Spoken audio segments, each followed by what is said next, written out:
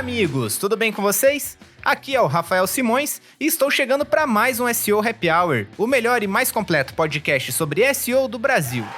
E vamos ao cardápio do dia. Nos shots de SEO eu falo sobre a chegada da INPE ao Core Web Vitals e das várias ações manuais realizadas pelo Google após a nova política de spam. Também falamos sobre os 7 principais erros cometidos por profissionais de SEO.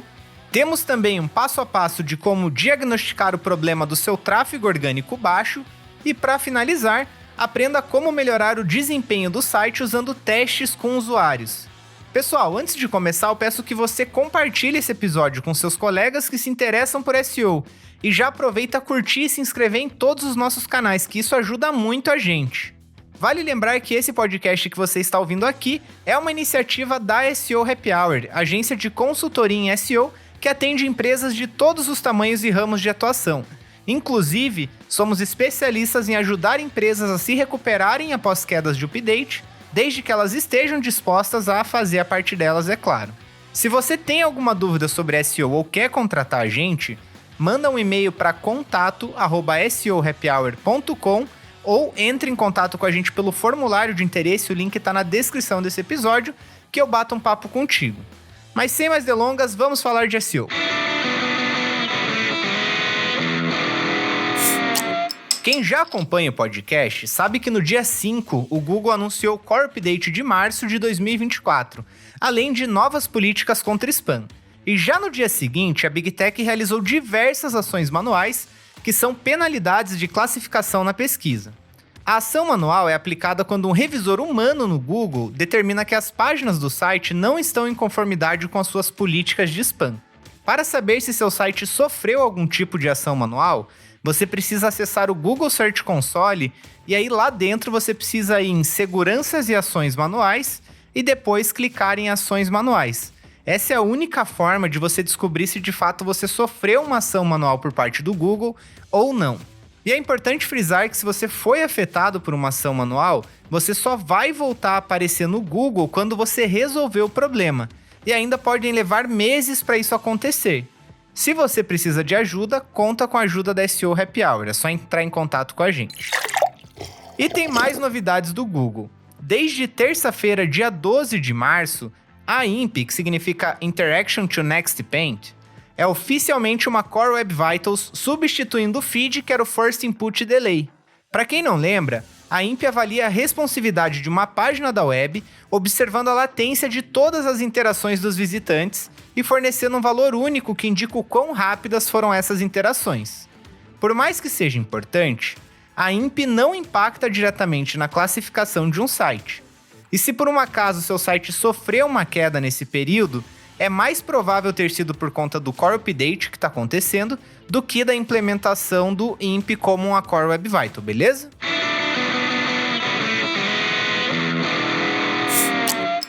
Errar é humano, e até mesmo os profissionais mais experientes não estão livres dos erros no trabalho. Pensando nisso, trouxemos um artigo da Sara Fernandes aqui no nosso podcast, onde ela cita os 7 principais erros cometidos por profissionais de SEO. A ideia aqui é que você faça aquela revisão na sua estratégia para garantir que nenhum desses erros te leve ao fracasso. Então vem comigo.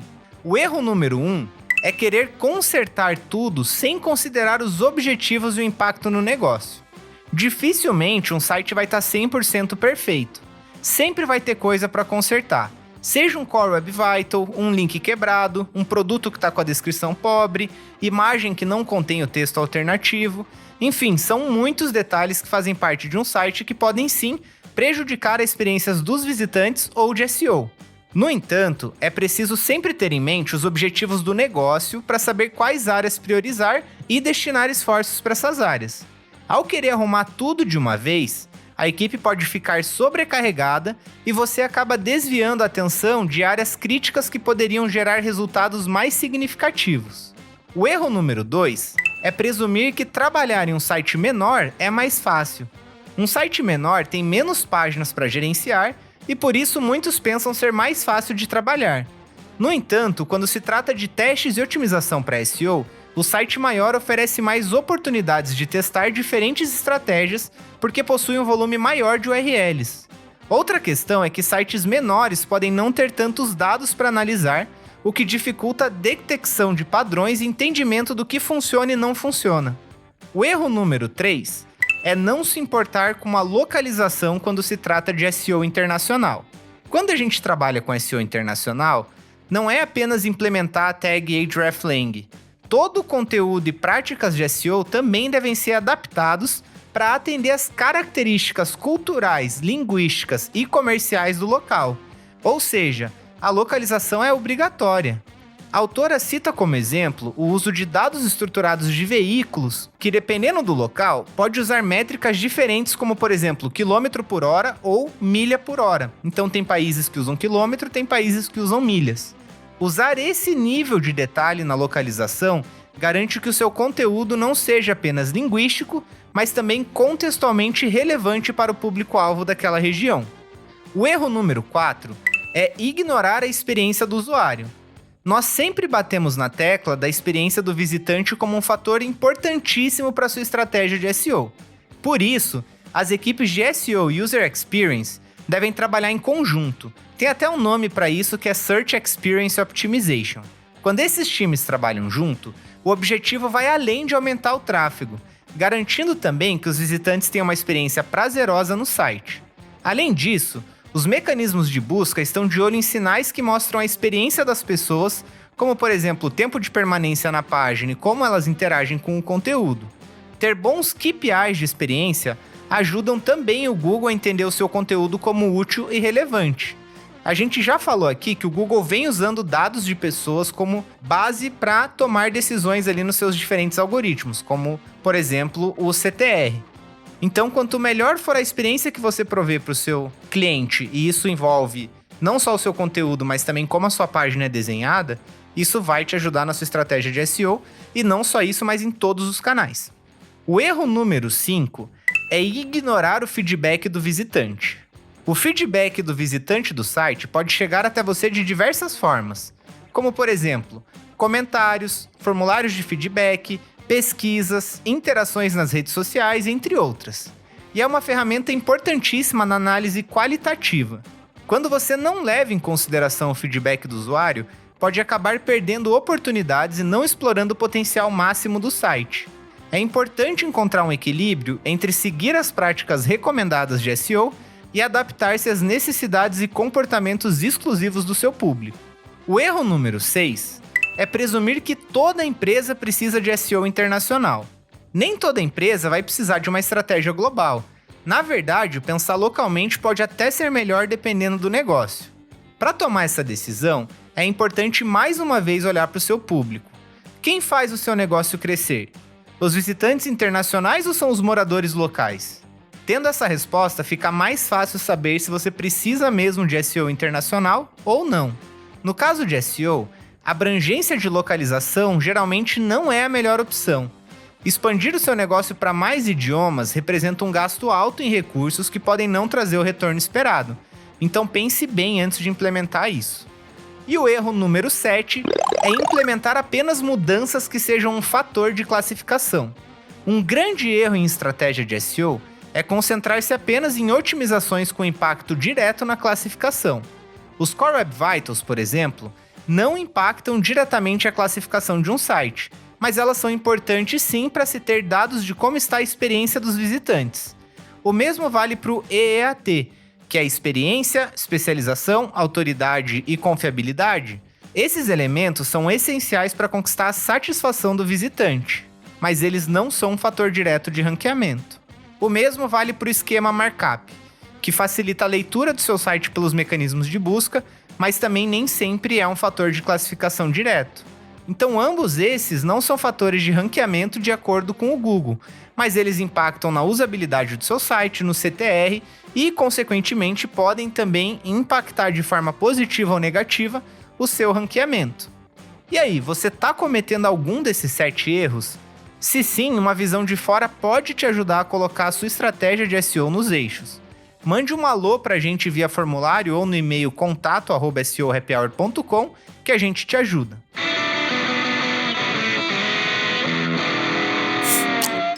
Toda reação tem uma causa, e com o declínio do tráfego orgânico não é diferente. Para isso, é preciso incorporar o Sherlock Holmes e realizar um diagnóstico para descobrir o que está afetando a sua estratégia. Então vamos descobrir juntos? A primeira coisa a se procurar é se a queda no tráfego é resultado de um problema real ou se é resultado de um problema de tagueamento. Estatisticamente falando, em torno de 15 a 20% dos casos de queda de tráfego são atribuídos a falhas na análise e tagueamento. Para identificar possíveis problemas de análise de tráfego em seu site, comece observando os indicadores chaves que são: 1. Se o tráfego do site estiver diminuindo de maneira consistente em todos os canais de marketing e não apenas no orgânico, pode indicar um problema de implementação na ferramenta de Analytics. 2. Procure comparar os dados fornecidos pelo seu Analytics com diferentes plataformas, como por exemplo o Google Search Console ou a sua ferramenta de AdWords ou Facebook Ads. Se você vê grandes disparidades entre as ferramentas, pode também sugerir um problema ali de tagueamento, tá? E número 3, é importante observar que ferramentas de análise internas e externas podem medir de maneira diferente, resultando em pequenas disparidades nos dados. Para garantir que tudo esteja funcionando corretamente, uma auditoria de um terceiro no seu Google Analytics ou no seu Tag Manager pode ser uma medida útil. Caso você identifique que é um problema de tagueamento, é mais fácil de consertar, porque daí o seu site não teve uma queda de fato de tráfego, não foi afetado pelo update. Mas se não for o caso, tá tudo certo com o teu Analytics, vamos seguir em frente na investigação de outras coisas que a gente deve olhar. Então o segundo passo é identificar se de fato a gente tem um problema de SEO ou se é um problema de marca. Nem todo o tráfego orgânico é resultado do trabalho de SEO. Há também um componente significativo relacionado à marca. Marcas mais reconhecidas geralmente recebem mais tráfego orgânico devido a buscas diretas pelo seu nome. Antes de iniciar uma investigação completa de SEO, é essencial determinar se a perda de tráfego orgânico ocorre devido a menos pessoas procurarem diretamente pela marca ou não.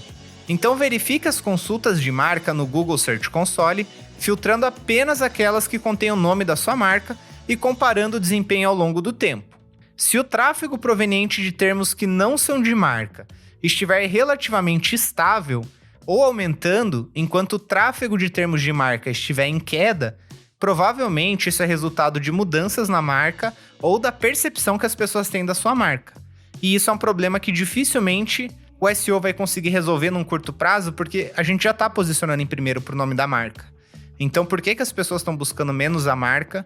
Pode ter a ver com redução de investimentos em mídia, ações offline que pararam de acontecer e etc.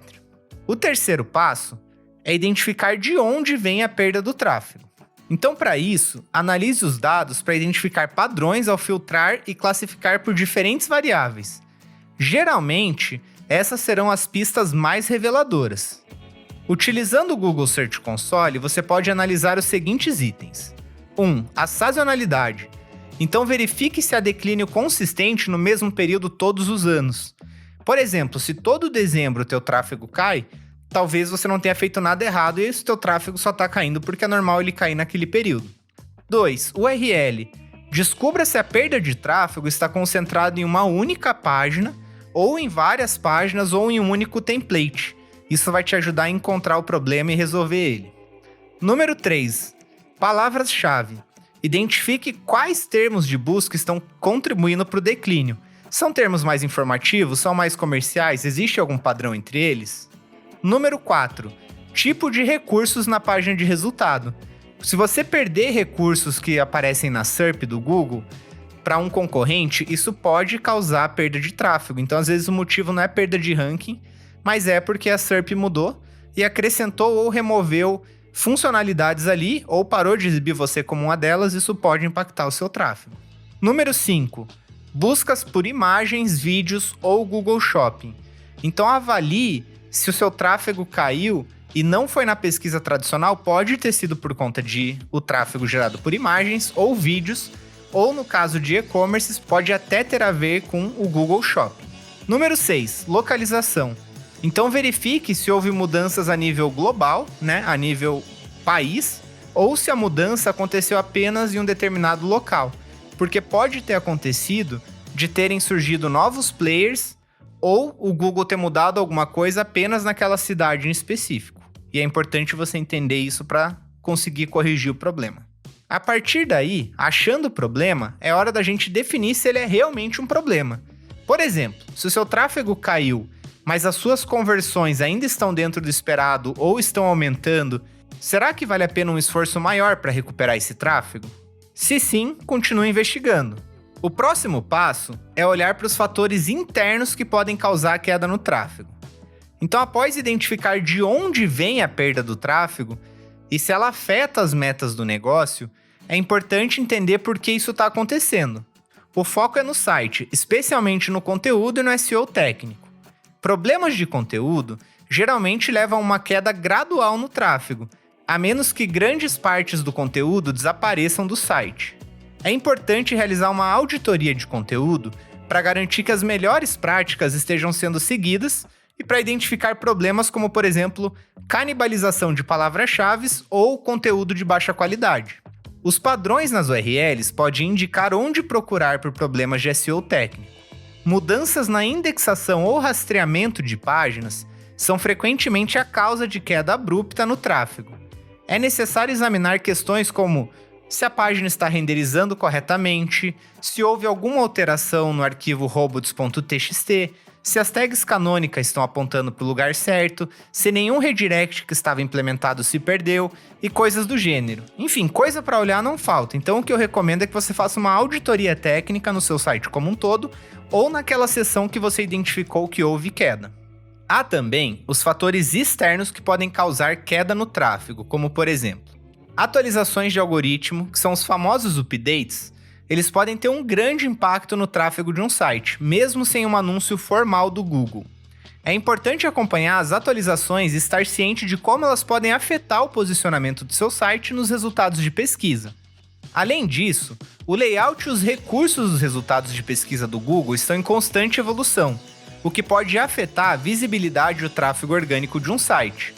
É crucial adaptar as estratégias de SEO para acompanhar essas mudanças e garantir que o site seja encontrado pelas pessoas. Mesmo seguindo práticas éticas de SEO, um site pode ser penalizado pelo Google se for considerado prejudicial, manipulativo ou de baixa qualidade. É importante verificar se há notificações de penalidade no Google Search Console e tomar medidas corretivas se necessário. Por fim, analise se o cenário do seu nicho de mercado mudou. Competidores podem ultrapassar seu site em termos-chave, rankings e recursos da SERP.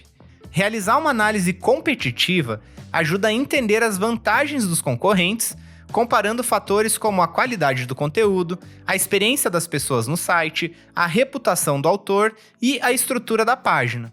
É importante reconhecer que o cenário de SEO é complexo e ele é influenciado por diversos fatores, incluindo ações do próprio site, atualizações de algoritmo do Google, estratégia do concorrente e comportamento das pessoas. Então agora, sabendo de tudo isso, é o momento ideal para você criar um plano de recuperação, que vai ser fundamental para resolver os problemas identificados durante a etapa de investigação que a gente acabou de passar. Então, primeiro, apresente aos seus superiores e equipe informações sobre os principais problemas encontrados. Explique como cada problema afeta os resultados do negócio e por que é crucial investir na sua resolução. Aqui eu recomendo que você use métricas de dinheiro e não só métricas de busca, tá? Isso vai ajudar as pessoas que tomam decisões a tomarem decisões melhores.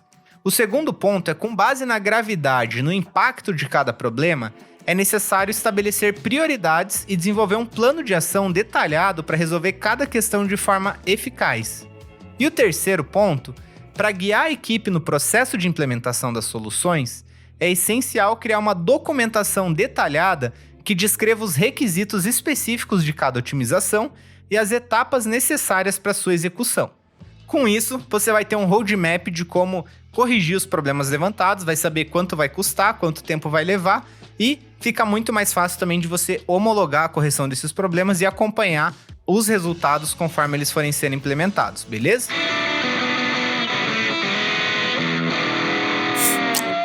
No primeiro bloco do episódio de hoje, evidenciamos como é importante dar valor ao feedback que recebemos daqueles que visitam nosso site. E não adianta ser gente da equipe da empresa, viu? Tem que ser cliente, preferencialmente pessoas que não tenham vínculo com a empresa em si. Quando você tem um feedback limpo de vícios, você consegue utilizar os dados para aperfeiçoar o seu site e alcançar o máximo em desempenho. E se você quer saber como fazer isso, hoje é seu dia de sorte. Trouxemos para cá um artigo do Search Engine Land que fala exatamente sobre isso. Então vem comigo. Em primeiro lugar, pergunte aos visitantes do site sobre a experiência deles. Os testes com o usuário permitem que você se sinta no lugar do seu cliente e passe a entender quais são seus principais erros e acertos. Para realizar esse teste, faça as seguintes perguntas ao cliente a respeito do seu nicho. 1. Que pesquisas você já fez? 2. Que fontes você usa para aprender mais? 3. Se você fosse começar uma busca no Google sobre X, como você procuraria? 4. Quais fatores você está considerando para tomar uma decisão? E 5. Quais características você está procurando? Claro, aqui, gente, as perguntas são genéricas, mas o ideal é vocês adaptarem elas para a realidade do negócio de vocês, tá? As respostas vão mostrar se suas suposições estão certas ou erradas. E a partir disso, você consegue acompanhar aspectos mais específicos da experiência e obter perspectiva de outros tipos de clientes. Algo bem importante a se tirar desse tipo de teste é a compreensão da intenção das pessoas.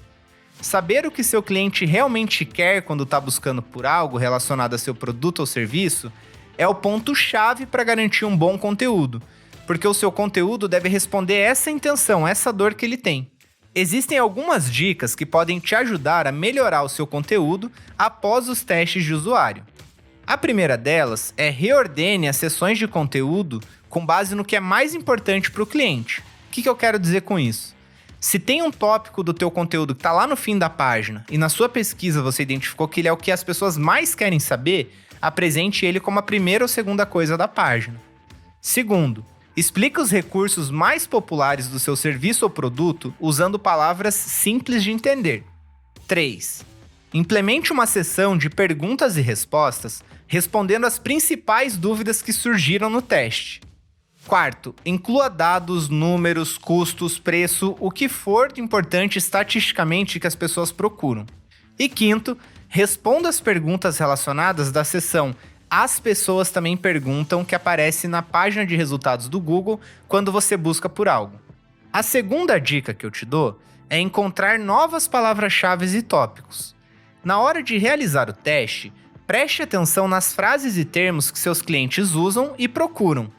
Assim, você consegue encontrar sinônimos e até desbloquear novas palavras-chave que ampliarão a sua abrangência na pesquisa.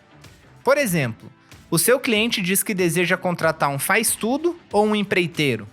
Ou ele busca por algo mais específico, como por exemplo, carpinteiro ou encanador. Saber como ele busca é muito importante para você tomar decisões ali na sua estratégia. E em terceiro lugar, identifique o tom e a emoção. É essencial perguntar especificamente sobre a experiência do cliente no seu site, mas você também consegue observar tons e sinais emocionais que podem ser interpretados.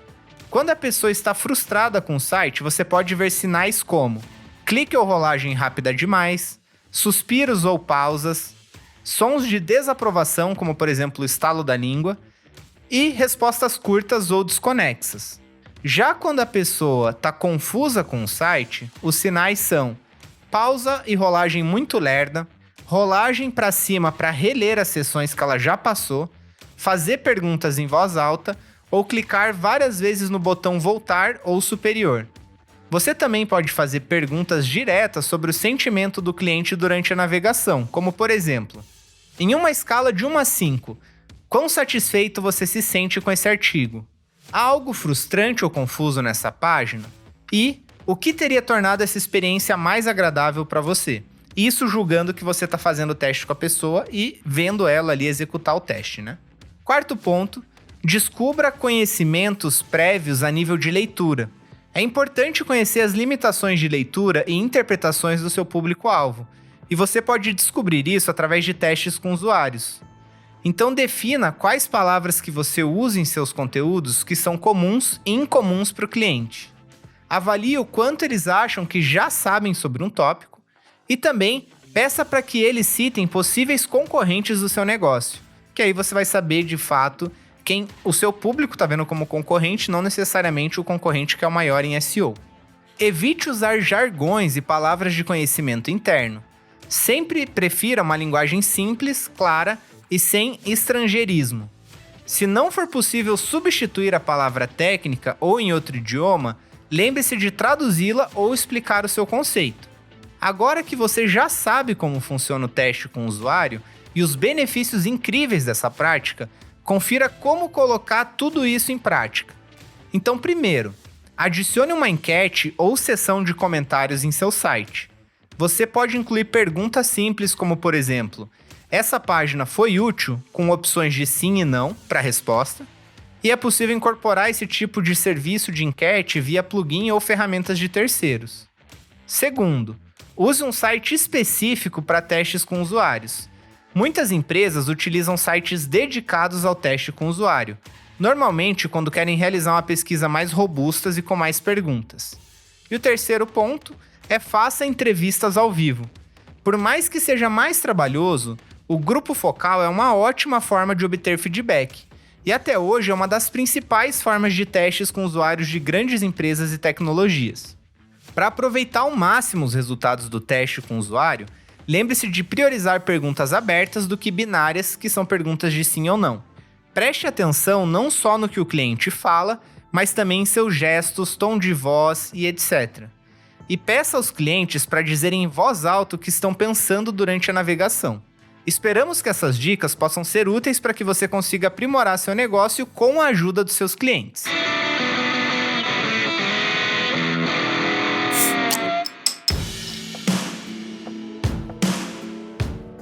E após 2 semanas sem, voltamos com o nosso quadro Consultoria Grátis. E na semana de hoje temos 2 perguntas para responder. Lembrando que se você quer participar do quadro Consultoria Grátis, é só enviar a sua dúvida para contato@seohappyhour.com ou envia diretamente para mim ou para a página do LinkedIn do SEO Happy Hour, beleza? A primeira dúvida de hoje é do Gustavo Rodrigues e ele perguntou: há uma dificuldade de encontrar vagas de SEO Júnior atualmente. Isso é comum na área ou é apenas momentâneo? Bom, Gustavo, eu vou dar a minha opinião aqui. Eu não sei se de fato ela é correta ou não, então por isso que é bem uma opinião mesmo, tá? Eu acho que é difícil de achar vagas de SEO Júnior, porque a maioria das empresas hoje, elas precisam de um profissional mais maduro. Porque qual que é o problema que eu vejo até mesmo com os clientes que passam por aqui, tá? Se a empresa não tem um departamento de SEO, ela contratar uma pessoa júnior, eu acho ruim. Porque uma pessoa júnior, ela precisa aprender. Para ela aprender, geralmente ela precisa que alguém guie ela ou saiba tirar as dúvidas dela. Se a pessoa júnior é o único SEO da empresa, e eu vejo isso acontecer, ela tá num cenário onde para ela evoluir, ela precisa buscar conhecimento por si só. Ela não tem um mentor para tirar dúvida, ela não tem um profissional lá dentro que saiba mais que ela. E para a empresa, não vai ser tão benefício ter alguém que não tenha tanta experiência ali para conseguir tocar a estratégia sozinha. Acho que isso limita muito empresas a abrirem vaga para SEO Júnior, dando preferência para pleno, sênior e etc. Eu não sei se é um negócio momentâneo, mas a nossa profissão de SEO ela vem crescendo cada vez mais, então imagino que fique cada vez mais fácil de encontrar esse tipo de vaga. Para quem é SEO Júnior e quer começar na área de SEO Júnior, a minha recomendação é procurar emprego em agências, porque geralmente agências elas têm times de SEO e esse time tem vários profissionais lá dentro de diferentes senioridades, né? Então, começar numa agência é melhor porque você vai ter, com certeza, pares de SEO ali para te auxiliar nas suas dúvidas e no dia a dia. Você vai trabalhar em múltiplos projetos, então você vai conseguir ter ideias diferentes e desafios diferentes mais rápido, e com isso você vai evoluir. Trabalhando do lado do cliente é mais difícil porque você vai estar lidando com um único projeto, uma única plataforma, e muitas vezes você não vai ter uma outra pessoa dentro da empresa que saiba mais de SEO do que você para poder te ajudar e tirar dúvidas. Por mais que você tenha um bom gerente de marketing, coisa assim, não significa que ele é um especialista de SEO. Então eu diria que é comum, com base na sua pergunta, ter esse tipo de comportamento, dificuldade ali de achar a vaga, mas eu acho que a tendência é melhorar com o tempo. E a próxima pergunta é do Eduardo, e ele na verdade nos fez 2 perguntas. A primeira delas foi: como vender SEO para um cliente que não tem conhecimento? Bom, para você vender SEO para alguém que não tem conhecimento, eu acho que assim, primeiro que se a pessoa não tem conhecimento, o ideal é você educar ela de alguma forma, transmitir esse conhecimento, seja numa call, seja através de vídeos, podcasts, newsletter. A gente tenta muito fazer essa parte aí do educar o cliente ou transmitir conhecimento através desse podcast, da nossa newsletter e também das publicações que a gente faz em redes sociais. Se a pessoa não sabe nada de SEO, primeiro você tem que explicar para ela o que é, como funciona, ser bem claro aqui, eu diria que é uma honestidade bruta, porque é um negócio que não acontece do dia para noite, tem bastante recurso envolvido, não é só o profissional de SEO que vai trabalhar, tem envolvimento do pessoal de tecnologia, redação, marketing, etc. Então, quando eu vou falar com um cliente que, por exemplo, procura SEO Happy Hour e ela não tem conhecimento de SEO, mas ela ouviu ou leu em algum lugar que SEO é importante e pode ser legal para a marca dela, eu tento explicar de forma bem simples a minha visão do que é SEO e como que o Google funciona. Aí eu explico para a pessoa que não é um trabalho fácil, que vai envolver bastante trabalho do lado dela, vai envolver investimento em outros setores da empresa, que a gente vai demandar coisas para as pessoas fazerem, a gente vai mexer no site dela ou recomendar mudanças no site dela, que para algumas pessoas é o bebê delas, né? Então é delicado, mas eu acho que nesse caso a transparência é a melhor coisa. E aí buscar ir nutrindo essa pessoa para que cada vez ela conheça mais sobre SEO, né? Então, se ela fechar o contrato com você, dá treinamentos para ela e para a equipe. Ser SEO, no fim das contas, tem esse trabalho de evangelização do mercado, né? Não tem muito como fugir. Essas são minhas dicas aí para vender SEO para quem não tem conhecimento. A segunda pergunta é: quais as estratégias para manter um cliente que está insatisfeito com o serviço de SEO? Bom, essa é uma pergunta delicada. Eu vejo da seguinte forma: se o cliente está insatisfeito com o serviço de SEO, a gente tem que entender o porquê. Então, assim, pode ser desde algo do não tá gostando de como as entregas são feitas. Aí, para mim, esse é um problema que eu resolveria na minha entrega, né? Então, de repente o cliente não gosta do formato que a entrega está sendo feita. Em vez de ser um documento no Word, ele queria que fosse um PowerPoint. Ou ele não gosta de planilha, preferia que fosse entregue as coisas mais mastigadas ou mais direcionadas. Se o problema está na entrega, eu tentaria adequar a minha entrega para uma forma que o cliente vai ficar feliz. Se a entrega realmente não está sendo boa, aí eu tenho que ver qual pessoa do time que está fazendo aquela entrega e conversar com ela ali para tentar se adequar às expectativas do cliente ou, dependendo do tamanho da empresa, até trocar o analista que atende aquela conta, caso você tenha vários SEOs ali, né? Então isso é algo que poderia ajudar.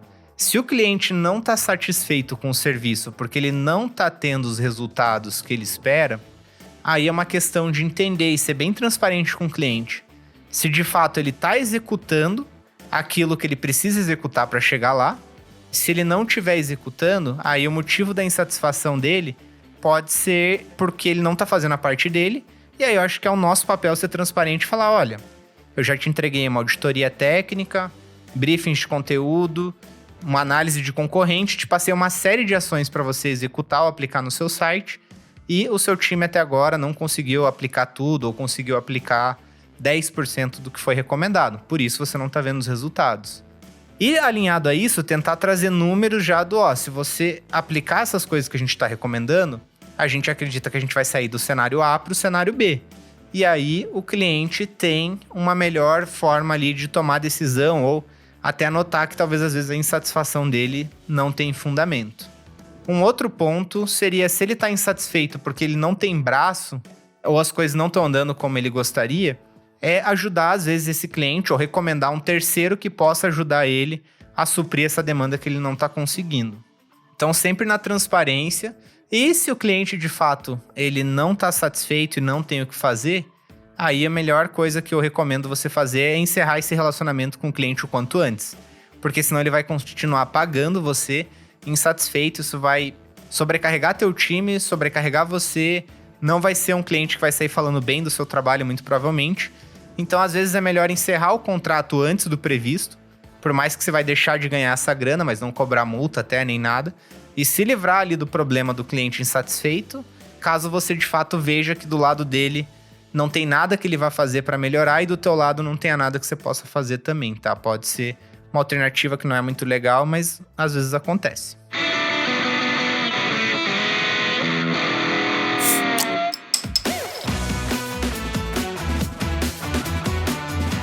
E com isso, estamos chegando no fim do nosso Happy Hour.